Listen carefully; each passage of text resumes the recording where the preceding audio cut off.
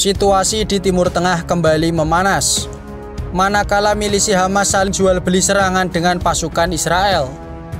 Hamas telah melepas ribuan rudal menuju Israel yang kemudian jet-jet tempur Israel balas membombardir pemukiman masyarakat Palestina di Gaza dengan menggunakan bom-bom berpresisi tinggi. Walhasil ribuan masyarakat sipil jatuh menjadi korban.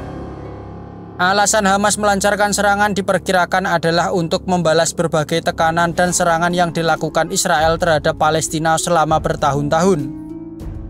Dunia mengecam tragedi kemanusiaan yang begitu mengerikan ini dan mendesak agar Israel segera menghentikan serangan mematikan mereka. Pertempuran yang terjadi ini bukanlah yang pertama. Israel telah sering kali terlibat konflik dengan milisi Hamas yang mendukung kemerdekaan Palestina. Bahkan dalam kisah sejarahnya, Israel pernah terlibat perang 6 hari pada tahun 1967 melawan negara-negara Arab yang selama bertahun-tahun menolak hak Israel untuk berdiri. Pada hari Yom Kippur 1973, Israel kembali mendapat serangan mendadak dari pasukan Mesir dan Suriah. Kemudian terlibat Perang Lebanon pertama tahun 1982 dan Pertempuran Lebanon kedua tahun 2006. Melihat rentetan konflik dan pertempuran yang terus terjadi, membuat kita bertanya-tanya tentang seberapa kuat Israel sebenarnya, sehingga seringkali berani membuat onar di Timur Tengah. Merujuk pada laman Global Firepower, kekuatan militer Israel menempati urutan ke-18 dari 145 negara dengan Power Index 0,2757. Pemerintah Israel menyiapkan anggaran per tahun sebesar 24,3 miliar dolar atau sekitar 364,5 triliun rupiah dengan kurs Rp15.000 per 1 dolar untuk mendanai militer mereka. Israel memiliki total populasi penduduk lebih dari 8,9 juta jiwa dengan total personel militer sekitar 646.000 personel, yang terdiri dari 173.000 personel aktif, 465.000 personel cadangan, dan 8.000 orang paramiliter. Personil militer ini terbagi lagi dalam 3 matra. Sebanyak 89.000 orang berdinas di Angkatan Udara, 200.000 orang berdinas di Angkatan Darat, dan 20.000 orang di Angkatan Laut. Dari jumlah personil, mari kita melihat alutsista darat yang dimiliki Israel. Angkatan Darat Israel diperkuat dengan 2.200 unit tank, 56.290 unit kendaraan lapis baja, 650 artileri swagerak, 300 unit artileri tarik, 300 unit multiple launcher rocket system, dan juga didukung 48 unit helikopter serang. Main Battle Tank Merkava menjadi salah satu alutsista kelas berat yang menjadi andalan Angkatan Darat Israel. Tank ini memiliki proteksi lapisan armor komposit modular yang dirahasiakan, dilengkapi meriam utama smoothbore MG253 kaliber 120 mm. Kemudian terdapat satu senapan mesin 12,7 mm, 3 senapan mesin 7,62 mm, satu pelontar granat MK19, satu mortir internal 60 mm, dan 12 granat asap. Selain Merkava, armor personil carrier roda rantai bernama Nemer juga menjadi kendaraan andalan untuk mengirimkan pasukan menuju wilayah konflik. Nemer APC dibuat dari sasis tank Merkava Mk4. Nemer dilengkapi dengan proteksi armor modular dan Mail Rouge Active Protection System yang umumnya dikenal sebagai tropi APS. Kendaraan juga dilengkapi dengan perlindungan NBC dan sistem pencegah kebakaran otomatis. Nemer dipersenjatai dengan stasiun senjata RCWS dengan senapan mesin berat 12,7 mm yang dapat diganti dengan peluncur granat otomatis 40 mm. Selain itu ada juga senapan mesin 7,62 mm yang dioperasikan secara manual. APC Nemer dioperasikan 2 awak dan menyediakan akomodasi untuk 10 prajurit infanteri atau 2 tandu.